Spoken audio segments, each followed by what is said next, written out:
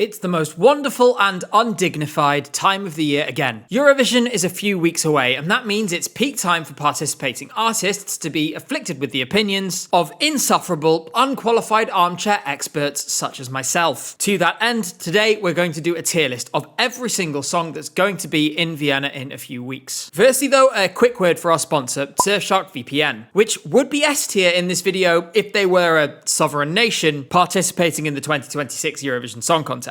Seriously though, I've travelled a lot in Eurovision season, Vienna is still to come, so it's nice to know that I'll be able to continue to watch the same shows on Netflix or wherever else as I am at home, as well as access series that are available elsewhere but not in the UK. I've literally had Surfshark enabled on my phone and my laptop everywhere I've been the last few months. It has been a lifesaver. With Surfshark, you can quickly switch between 4,500 servers in more than 140 countries, so you've always got a fast and responsive connection. They're all high speed, so you won't have to deal with buffering either. Eurovision is finally coming to YouTube in the US this year, but for past years you can use Surfshark VPN to watch those there as well as watching any region-locked national finals by selecting the relevant country. Surfshark also has the added benefit of letting you use the internet without being required to hand over your literal ID documents to random companies you've never heard of, and protect your activity online from their prying eyes as well as everyone else's. With data companies and corporations gathering as much information about us as they can, Surfshark gives you peace of mind by blocking ads and trackers, as well as keeping all of your web activity anonymous. I can't recommend Surfshark enough, and with a 30-day money-back guarantee, there is no risk if you decide it's not for you. Go to surfshark.com/ESCGabe or use code ESCGabe at checkout to get 4 extra months of Surfshark VPN. Now it's time to move on with the video, and I've shuffled these into a random order. Apologies to all of you out there who are fans of the alphabet, but coincidentally what that means is we're starting with the song that will open the entire contest. That's Moldova, Satoshi with his song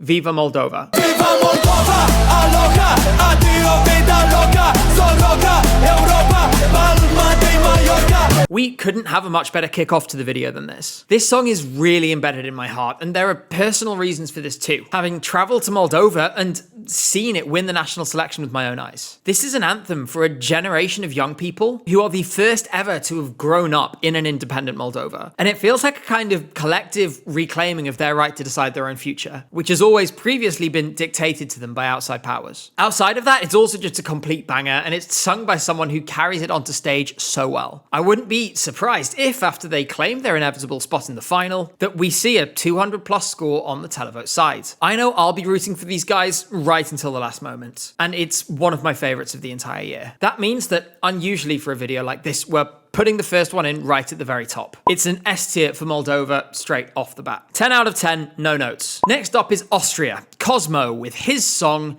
Tanzschein. Sie brauchen einen Tanzschein, da muss ich streng sein, weil ohne Tanzschein lass ich sie nicht rein. Cosmo is in a lucky and unlucky position. On one hand, as a host entry, the only thing he really has to do is bring good vibes. On the other hand, as a host entry, you're not really quite viewed through the same competitive lens as everyone else, and when it comes to the voting, you're likely going to be overlooked. Luckily, as far as I can tell, Cosmo isn't particularly bothered by any of this, and is going to have a grand old time doing a silly dance and singing his song about making people get a dancing license. It's not my favourite of the year, and to be honest, I don't think it's many people's favourite of the year more generally.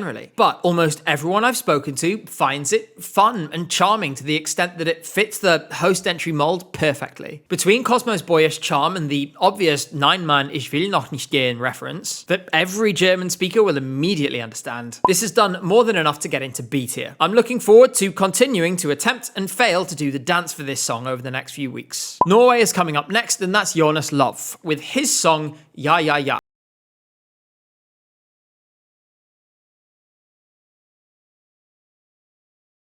If this was an internal selection and we didn't already have a live performance of this wouldn't do particularly well in here. But luckily for Norway and for Jonas, we do have one. The betting odds put this 4th in the odds to win in Norway. But the live performance was so obviously head and shoulders above everyone else in that show that the second all of the songs finished, everybody knew how it was going to pan out. If nothing else, the one thing that I'm sure everyone can agree on is that this guy has a really, really great voice. And in my opinion, he's found a song that suits it perfectly. It's not the most original thing I've ever heard. It's very derivative of a fairly standard set of classical rock tropes, but it's performed so well that I forget about a lot of this when it's live. Jonas is charismatic as hell, and he's in a lane that really isn't very busy. Despite this, in my opinion, he's been hugely underestimated and is a a way more safe qualifier than people are thinking. From my point of view, it's going to be a B tier, with the live performance having taken it from a C to D borderline. Nice job. Now we're off to Luxembourg. Eva Maria with her song, Mother Nature. Mother Nature, she knows. Mother Nature, she knows. Norway may be a little derivative, but this song makes it feel revolutionary. To start with, I really like Eva Maria. I think she's got a really nice, smooth voice which carries the emotion really well. She captures the right sense of wonderment and joy that this song needs for it to work and for it to appeal to people. With all that said, she is still dragging it along because it's an almost completely empty vessel, which is an extremely flowery and over-the-top way of saying it's a nothing burger. There are so many great songs sung by artists with voices like this. And I'm so frustrated that somebody who clearly has so much talent isn't going to reach their full potential in the contest because of the song. I'm afraid it's just far too pedestrian. It doesn't hook the viewer in, and it doesn't produce the kinds of memorable moments that are non-negotiable for a good finish in the contest. The overall vibe is okay enough, and maybe Eva Maria will carry it through, but it's such a missed opportunity. This is somebody who could have made it to the top 10 or the top 5 with the right resources around her, and that seems deeply unlikely now. For me, it's going into D tier. She's good, the song just isn't. Armenia is next. Simon with his song Paloma Rumba. Let's go! Honestly, with Armenia, I'm just glad we don't have another, oh, he looks like Gabe thing. Because as much as I hate the Garg meme, at least that rolled off the tongue in a way that Gaiman definitely wouldn't. This is a song about hating office life and wanting to dance. And the biggest positive of this for sure is that we've had a lyrical transformation from last year. Let's not forget, last year this guy gave us, I just want to have this fight with you. You just want to have this fight with me. I will get my way, then I better get away, and a way I'm gonna get away is say I papare bye. Now he's giving us legitimately good stuff about feeling like a tiny cog in the soulless capitalist machine, slaving away and working your hands to the bone while the billionaire classes feast upon the fruits of proletarian labour. We must answer to Simon's call and rise up, smash the machine that has been built to crush us under its foot, and bring about a global socialist dawn that...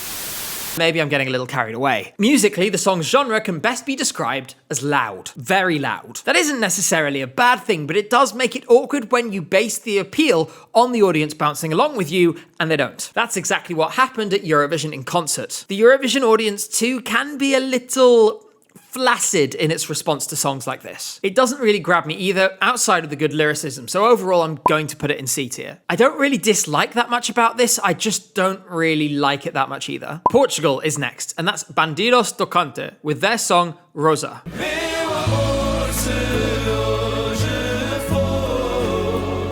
Portugal had one of the most turbulent national finals after almost everyone said they wouldn't go to Eurovision, and they've had one of the most underappreciated songs of the year ever since then. Last year, I dismissed Napa, and then was as shocked as everyone else when they qualified anyway. This year, I really hope that Bandidos do Cante can pull the same trick on everybody who's dismissing them. Personal investment changes every song, and as I already mentioned last week, this one has a personal meaning for me and for my fiancé. Once that locked into place, this massively shot up my rankings and became one of my favorites of the whole year. It is so different to everything else in this contest, and it confounds expectation in a very Portugal in Eurovision way. The thing is, that way has produced 5 qualifications in a row now. You'd have to be brave to bet against them at least getting close to it again this year. And I do have a funny feeling that they might just sneak through. It's A tier from me today, and I really hope that the rest of Europe will see the appeal of this when we see it on stage. Germany is next, and that's Sarah Engels with her song Fire. I'm on fire, fire. You're a liar, liar. The title of this is very fitting, because to be honest, it makes me want to set myself alight. This may well be the single most derivative, unimaginative and cliche song of the entire lot this year, and it remains high in the disaster stakes even across many recent editions. Sarah Engels is an accomplished, experienced performer who will absolutely do a good job live. She's built a career over the last decade that has made her a household name in Germany, something that not many people have achieved and something that deserves respect. That much is not up for debate. Unfortunately, that is where the praise ends. Utterly vapid and meaningless pop is hardly unusual in Eurovision, but I'm on fire, fire,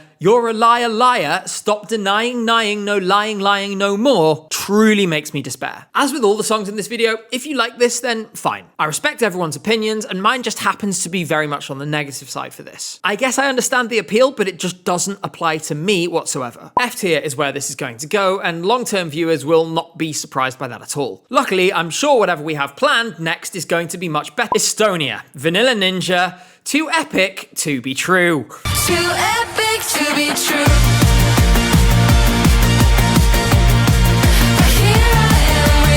Watching the rest of the Esti Laul songs in person this year, followed by this winning, was like a game show, where you've just finished last and they're now running a "here's what you could have won" segment. If ever a song has made it to Eurovision on name recognition of the artist alone, it's this. Because if anyone else had been performing this, it would have come like 11th in the national final. Then we never would have had to hear it again. Sadly, we have another month of being afflicted by it before it finishes last in its semi. This is so dated. And the overuse of the word epic like it's 2009 just veers it off into cringe territory. There's just nothing that redeems this for me, and I have no intention really of ever listening to it again. The same is true for Estonians, by the way. This spent 3 days in the Spotify top 10 there before dropping like a stone and seemingly vanishing from the country's collective conscience. It's not entered the top 200 for more than a month. For comparison, there are others from Esti Laul which are still in the top 40 now. This is, unsurprisingly, also in F tier. And to be honest, this is potentially my least favourite song of the entire edition. I love Estonia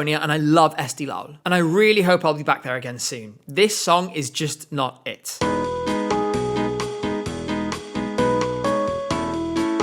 It's the UK next, and that is Look Mum No Computer with his song 1, 2, 3.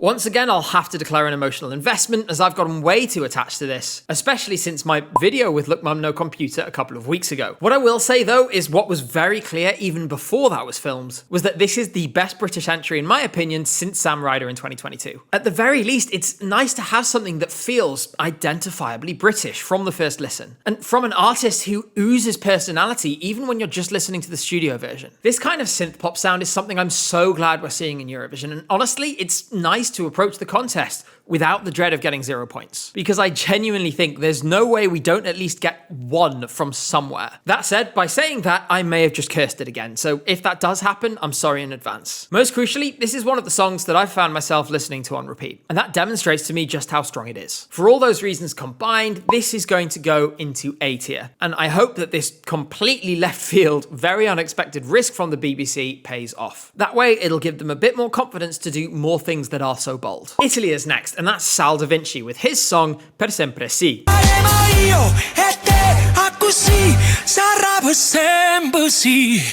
We've had bad dated already in this video, so it's nice to have some good dated here as well. This song feels like it's been transported from another era, but instead of being stale, it feels like we're looking at it through a happy, nostalgic lens. So much of this is delivered by the fact that Sal Da Vinci appears to be the walking embodiment of charisma, and as such, he sells this so well. Sometimes you need something uncomplicated to get up and dance to, and this time around, this is that song. It's silly, it's fun, it's catchy, and it's going to get some serious love from the public across Europe. To be honest, I think Italy is probably on to get onto the top 7 again, as they have done every year since 2017. Nobody is doing it like them, even if the way they do it is totally unreplicable by anyone else, and would be a disaster if anyone attempted it. I have a real soft spot for this song, and while it's going in B tier today, because I don't love it, don't let that make you think it doesn't have a place in my heart, because it does. Some things just make you smile, and this is one of them. Australia is next, and that's Delta Goodrem with her song Eclipse. One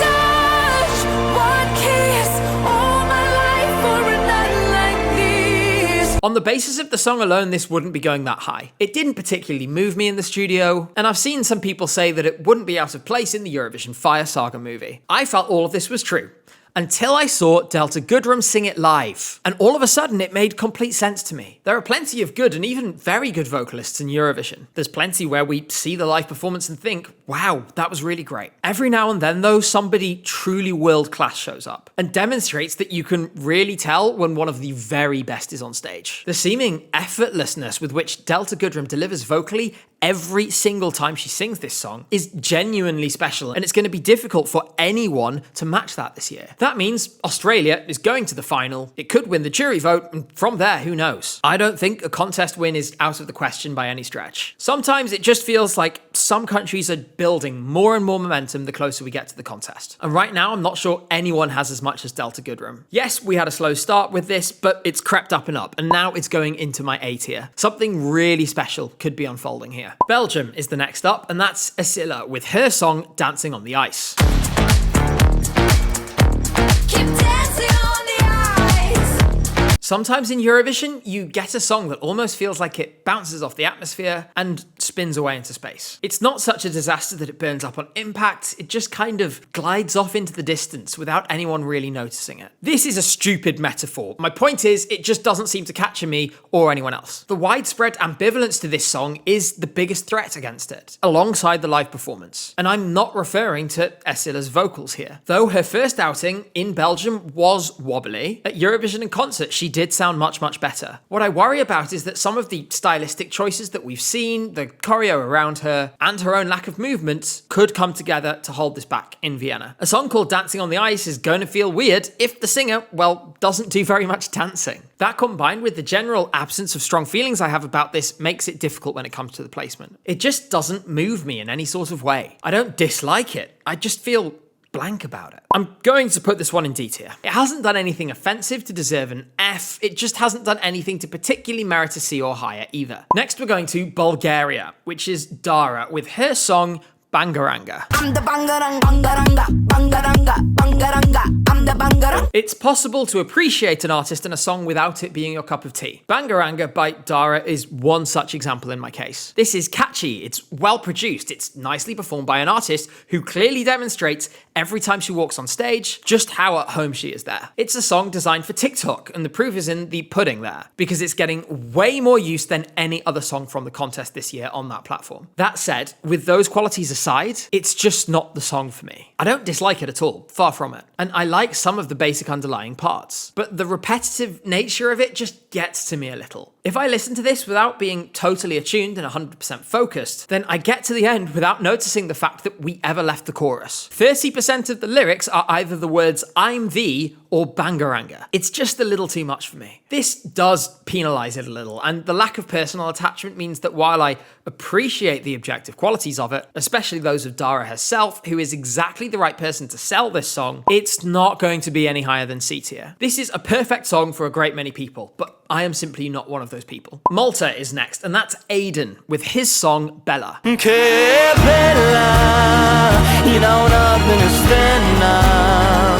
Aiden has arrived at Eurovision having produced his third quality submission to the contest, after Ritmo and Regina, which both would have made excellent entries before. You should go and listen to those songs if you haven't already, because they show Aiden's musical range so well. They're totally different to this, and yet he sells all three just as well as the others. Bella is a Bond theme-esque kind of thing, and it fits his voice really well. If anything, the fact that this allows Aiden to better show off how well controlled his vocals are will probably result in a far higher ceiling than the other songs I just mentioned. Those previous two were in Maltese though, and so I'm relieved he kept a little bit of the song in Maltese this time as well. It's a language we don't hear enough at the contest. You walk a fine line when it comes to dramatic songs in Eurovision. You run the risk of, rather than being seen as sincere, possibly becoming a little bit naff. Luckily, Aiden does not cross that line in my opinion. He manages to get the balance right of singing a serious song in a way that is very earnest and sincere, while simultaneously making it really clear that he's enjoying himself. And that's no surprise given that he's dreamed of being in Eurovision since he was young. Over time, I've appreciated this song more and more, and each performance is adding to that. I'm going to go high with this and put it into A tier. Hopefully, the live performance will deliver in Vienna just as much as well. Switzerland is next, and that is Veronica Fusaro with her song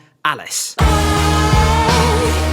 you really, really love me, don't play. I will admit that this is probably the song I've come back to least of all of the songs this year, with a couple of exceptions. It's not my style at all, which naturally makes it an uphill battle. This was never going to be the song for me. At the same time, I appreciate that it's well put together, it's thoughtful, it has an important message, and it's a total departure from what we've seen from Switzerland in the last few years. In some ways, the fact that I don't see at all how it fits for Eurovision excites me a little bit, because that comes with the possibility to be slapped across the face in a few weeks with something totally unexpected that broadens the contest's horizons and would make me think a little differently when evaluating what works and what doesn't. All of this is to say that the low ranking I'm going to give doesn't come from a place of disliking Veronica or her song or from denigrating her in any way. I appreciate and respect her and her music. It's just completely out of my style. Not everything is for everyone, and it's really unlike anything I would usually listen to. D tier is my placement, but I would love to be really positively surprised by this. My fingers remain crossed, and maybe I'll be stunned in a few weeks. It's Latvia next, and that's Atvara with her song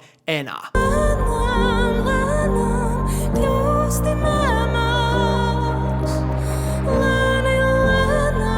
This is a difficult one to place. While I was excited by it initially, my feelings haven't developed all that much in the meantime. I was happy that Atvara won in Latvia, and the meaning behind the song is really powerful. But as time passes, my creeping doubts about its potential entry into the final increase more and more, especially if we don't see some kind of way of effectively communicating the message of the song through the screen to an audience that doesn't speak Latvian. I guess I just expected this to have more longevity for me than it has done, and I'm feeling like it's at risk of being eclipsed by other ballads in the semi. And there is a lot of them. Someone has to lose out, and my fear of that person being Atvara grows day by day. Her voice is beautiful for sure, and the song has a really deep meaning. If you haven't read the lyrics, I'd encourage you to go and do that. I just feel like I'm not quite connecting with it now as I was before. C tier is where I'm putting this for now, but there is still time for it to change before the contest, or if she really shocks us in a good way on stage. Albania is up now, and that's Alice, with his song None.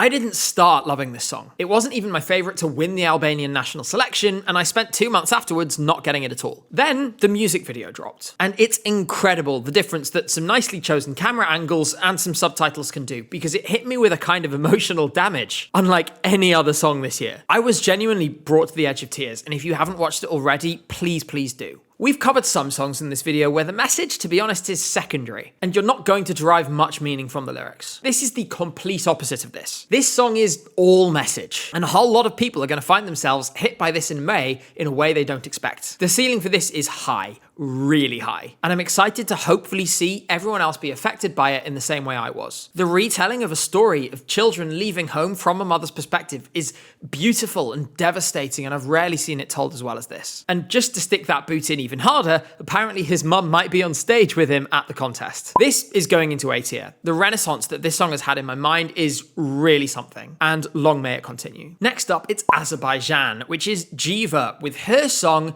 Just Go. Last on Eurovision scoreboard, with an average score of 0.14 points per user, Jiva's effort Just Go is an impressively low-effort attempt from a broadcaster that seems to have responded to my 2024 video analysing Israel and Azerbaijan's past exploitation of the contest with one simple strategy, simply being as shit as possible. You can't accuse Azerbaijan of exploiting the contest when they're not far short of simply soiling themselves on stage in front of hundreds of millions of people. I am really confused as to why this keeps happening. Azerbaijan is now on a cold streak, the likes of which we've barely seen in this competition, and I'm starting to wonder if they might just withdraw soon. Ever since 2023, there has been precisely zero effort whatsoever, and this is possibly the worst of the lot. On the bright side, they can save some money by once again booking flights home the day after the semi-final. This is the nothing burger to end all nothing burgers. And you might not have noticed that this is even being performed, such is the level of featureless dirge that were being served up here. F tier is obviously where this is going. Why did you even bother? Serbia is next, and that is Lavina with their song Kraj Mene.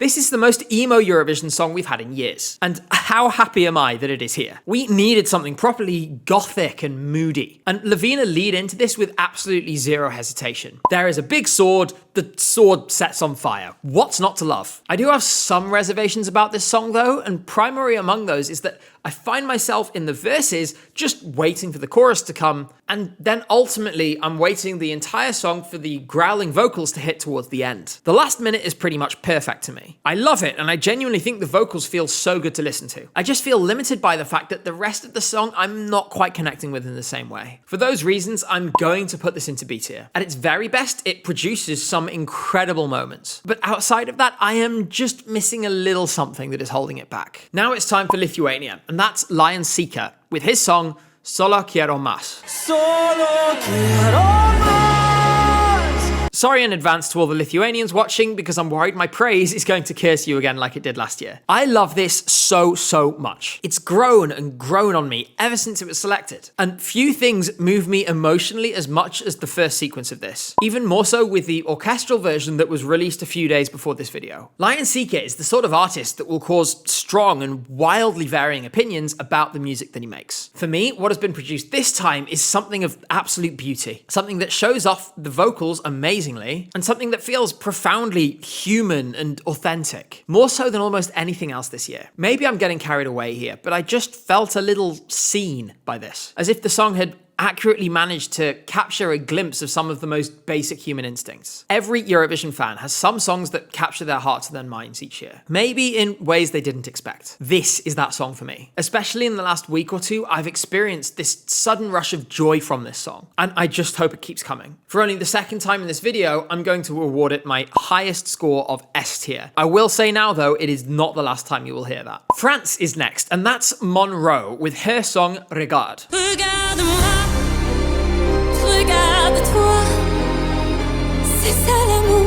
In a year where Berghain can be a hit single, having a song that very much channels Berghain is a good start. Having a vocalist who seems to effortlessly blast out the most extraordinary operatic vocals helps a lot too. Combining those gives you a contender for victory, at least on the jury side. And I completely understand why France has ended up in that conversation. This was a song that was made for live performance. We've seen glimpses of that at Eurovision in concert, where Monroe really impressed. If that can be scaled up and replicated on stage in May, then I can see us all heading off to Paris next year. I will say though that outside of the live performances, this isn't a song I typically listen to, which is actually a problem shared across many of the entries this year. This is the thing with made for stage songs, is that in this setting, when I'm tier listing them without the benefit of a Eurovision scale performance to judge them by, I'm essentially looking at them trying to win a sprint with only one leg. At the same time, I can only judge based on the available information. So for now, B tier is where France is going to be slotting in. The upside of this is massive, and I'm sure we'll see that at the contest in a few weeks' time. Now it's Czechia, and that's Daniel Žižka with his song Crossroads.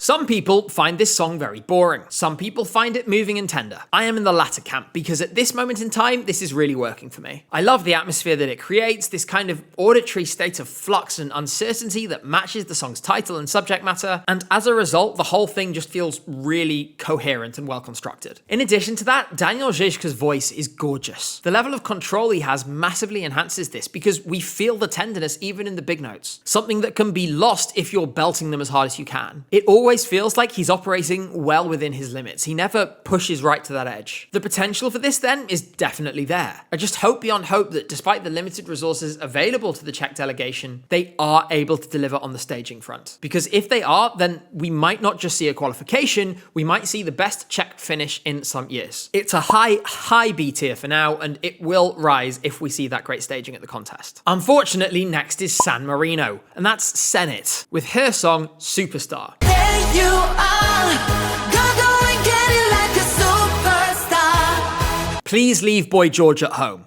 Please. It won't make your chances any better, and it will at very least remove the active discomfort that many people have about this. I do not need to hear him sing "All the boys at the bar sipping cool champagne" in the most over-processed way possible in the bridge live at Eurovision. It's the laziest feature of all time, and it comes from someone who is a deeply unpleasant person and a convicted criminal. As for the rest of the song, as much as Senate brings her usual fun energy, it's a turd that simply can't be polished. Which is all the more a shame given that just a few years ago she produced something amazing in the form of Adrenalina. That song is easily the best ever San Marinese entry in Eurovision, and if you weren't in the fandom when Flowrider missed rehearsals because he was judging a bikini contest in Miami, then you haven't truly lived. Back to the subject at hand. This is a generic 2000s song that feels like it was rejected by 40 different artists over the last 15 years before being resurrected for this competition. It should have stayed in the draw. It's a mess, and I don't know anyone who likes this. F tier is where it's going, where it will sit among a large number of disasters this time around. Next is Ukraine, with Leleka and her song Rydnym.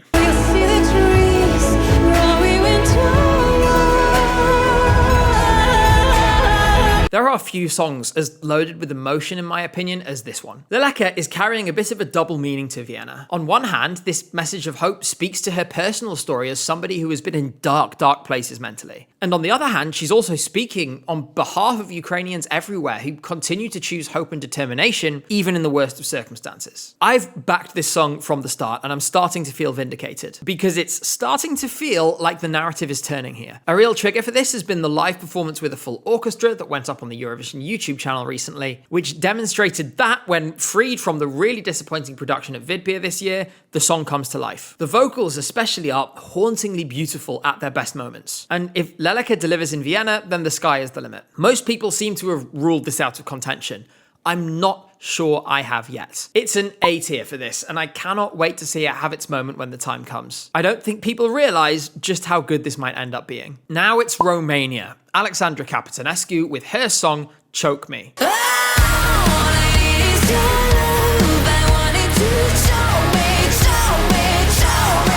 Of the returnees, Romania was the one I was most worried about. When I heard they were doing a national selection, I was even more worried given how bad the selection was in 2023. And indeed, the selection kinda sucked. But still, I didn't need to worry. Alexandra is great, the song is really strong, and they are sailing through to the final without much of an issue. I've mentioned this on stream before, but not so much in videos. When I was about 12 years old, a friend of my older brother lent him the album Dark Passion Play by Nightwish. For those who aren't familiar, it's a gothic orchestral metal album that is really visceral in some of its descriptions of the human experience and psyche. It changed my music taste forever. I can't quite explain how it made me feel the first time I ever listened to it, as I had a kind of realization about it. This is the first song in the contest in a while that channels those vibes so strongly, and it wouldn't be at all surprising to me if Alexandra actually was a fan of Nightwish. My music taste has evolved over time. I don't really listen to that album all that much anymore, but it's really nice to hear something that reminds me why that kind of music works so well in my mind. For that reason, I always feel good listening to this, even if it's not quite hitting me as hard as some of the other same things in the same genre. B tier is where it's going, but it's a high B tier. There's still time for it to fully win me over. It's Sweden's turn now, and that is Felicia with her song My System.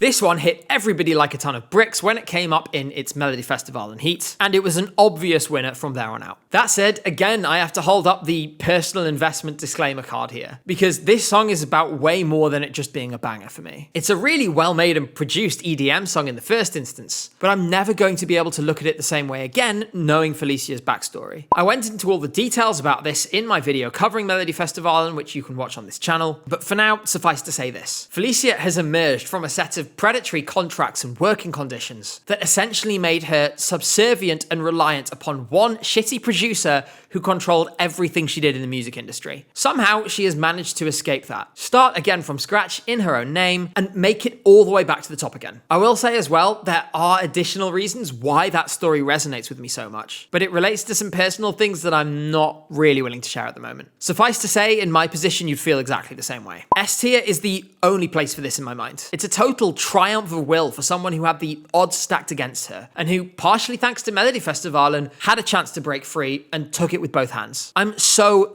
happy for her, and I'm really grateful for this song too. Montenegro is next, and that is Tamara Živković with her song Nova Zora.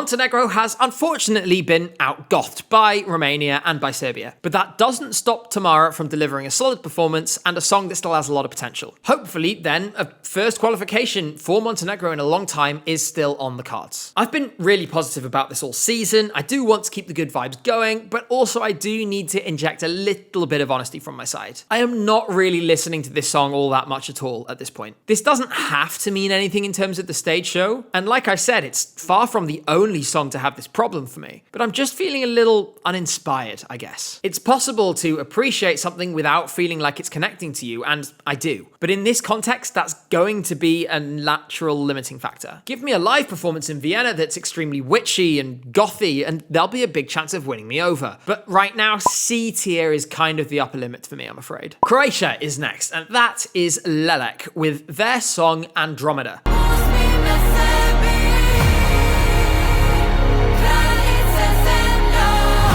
Staying in the Balkans, Croatia is very much giving 2 steps from hell, which is kind of apt because they have 2 feet firmly in the final already. This is going to sail through. As for whether they're going to be positively evaluated by me here, I'm afraid it's maybe not quite my thing. I've always thought when listening to this that there's something not quite sitting right and I can't shake it. On the face of it, it's impressive for sure, and the harmonies are technically complex, they're well executed, but I'm not finding any ability to dig into it like I'd hoped to. It just feels off somehow. Maybe my unease about this isn't shared elsewhere and I'll gladly be proven wrong. Maybe something will suddenly click. I'm just not seeing what others are seeing at the moment. I'll give it time. Maybe my perspective will change, but I'm going to need to see something at Eurovision that I haven't yet seen from this. C tier is as far as I can take it this time around, and I've been a bit generous with that. Greece is next, and that's Akilas with his song Ferto.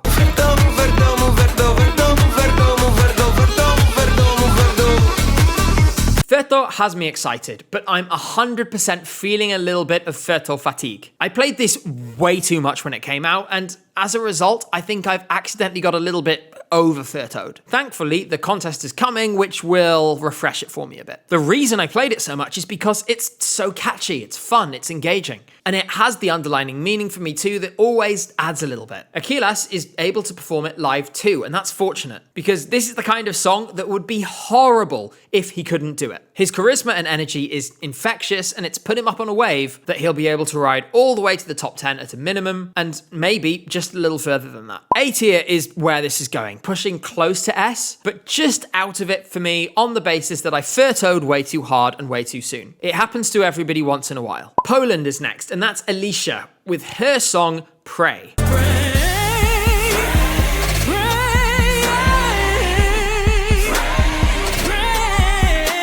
Unfortunately, this is a very sharp downward turn from what we just saw. While, just like Ferto, this is a song that goes to many different places, when it comes to the Greek entry, it feels natural, whereas for this, it feels jarring. Every single time. This song just feels like a muddle to me. I'm being hit with so many things in quick succession, I don't know where to look. And a lot of what I'm being presented with just doesn't mesh with me whatsoever. In particular, I think the rapping in this song is not working at all. But in general, there's almost nothing I like about this, with the exception of the very start, I guess. If you add too many pieces and too many sharp turns, you eventually end up with a formless blob of a song. That's what you've got here. This was also kind of a problem for Alicia's entry from 2020, but I actually thought that was a pretty good song, and I quite enjoyed it. I can't say the same here. With regret, it's going into F tier, and I cannot lift it any higher than that. On the subject of F, Finland is next, and that's Linda Lampenius and Peter Parkkonen with their song Liekinhetin.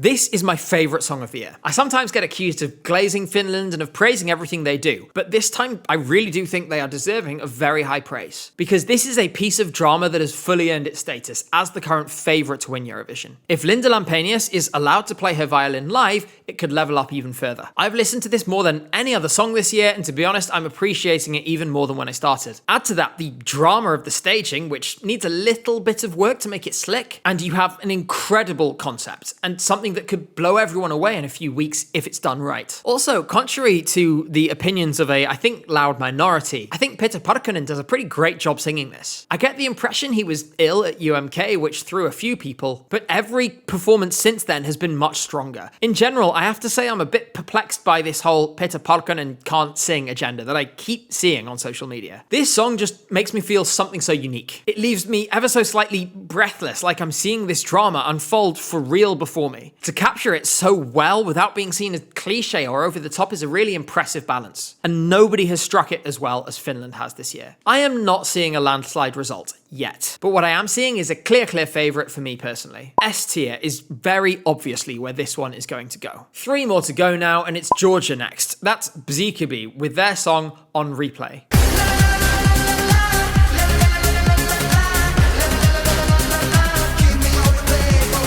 I'm really glad Bzikabi are here. They're Eurovision legends in their own way, and seeing them in the adult contest is really nice. With a song as well that is catchy, that has a silly dance that is easy to replicate, and that in turn gives them 2 easy wins right off the bat. That said, I'm not sure how much I enjoy this beyond that. It's very Destiny's Child, with the main focus being only one of the 3 members, and given that only one of them is a full-time professional musician, I guess that makes sense. But it does just feel ever so slightly unbalanced. In addition, I'm going to be really disappointed if we make it to the end of this season without seeing them do an updated version of Bzz before everything wraps up. Seriously though, I am just not meshing with this song at all at this stage, and I'm getting increasingly concerned about the chances of qualification. I just don't know if it has enough about it, and it isn't pulling me back towards it at the moment at all. For these reasons, at the moment it's D tier, but I really don't have any negative feelings towards these guys. Their return to this stage alone is something to celebrate. It's Denmark's time now, and that is Søren Torpegaard Lund with his song Før vi går hjem.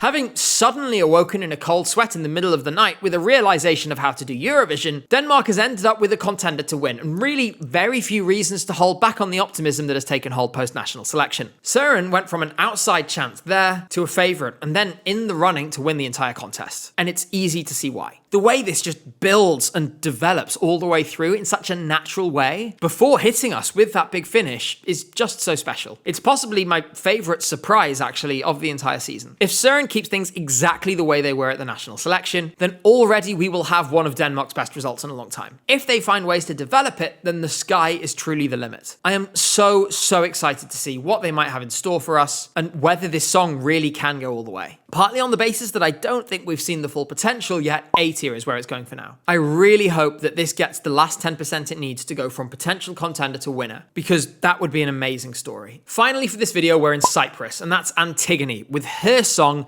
Jala. They want jala, jala, they want jala. This was a really pleasant surprise because, to be honest, although I was familiar with Antigone before, she's been pretty prominent in British media, I didn't actually know she was a singer until this song appeared. Thankfully, it doesn't just seem to be a fad entry because it's super catchy, it's super well executed, and it's really well matched to her energy. It feels authentic and it feels true to her. Because it is. I do just wish that the bridge gave us a little bit more. I mean, we literally get the words, "You want more?" followed by the song immediately falling away, and it just takes me out of the zone a little bit. I would have loved it if that energy had stayed up a little more, but maybe there's a staging trick coming here that will make it make more sense. Overall, it's nicely done, Antigone fits it well, and it's extremely Cypriot. B tier is where we're going for what really feels like, I guess, one of the most solid entries of the year. I feel like we know what to expect and we like what's coming. With that, we've gotten to the end of the video. Make sure to subscribe if you haven't already, because Vienna is now ominously looming over us. We'll have lots coming from there and you won't want to miss a thing. Thank you as always for watching. Take care, and I will see you again very soon.